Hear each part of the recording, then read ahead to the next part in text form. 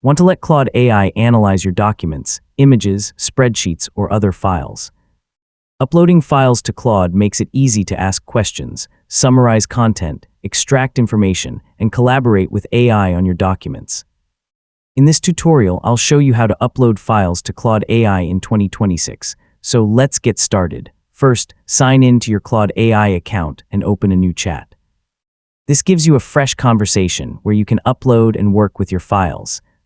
Make sure you're using a supported file type before uploading. Next, locate the attachment or plus button near the message box. Click it to browse the files stored on your computer. You can also drag and drop supported files directly into the chat window. Choose the file you want to upload, then confirm your selection.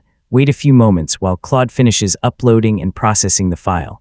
Larger files may take a little longer to upload.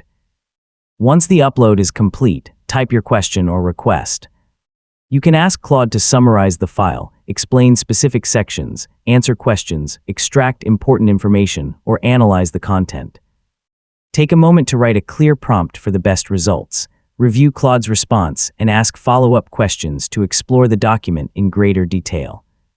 You can continue referencing the uploaded file throughout the conversation. Asking specific follow-up questions usually produces more useful answers. Whenever you need to analyze another document, simply upload a new supported file and continue the process in a new or existing conversation. So you've successfully learned how to upload files to Claude AI, and that's how to upload files to Claude AI. Whether you're working with PDFs, reports, spreadsheets, presentations, or other supported documents, uploading files lets Claude provide more accurate and context-aware assistance. The more specific your questions are, the more valuable Claude's responses will be. Thanks for watching, and I'll see you in the next tutorial.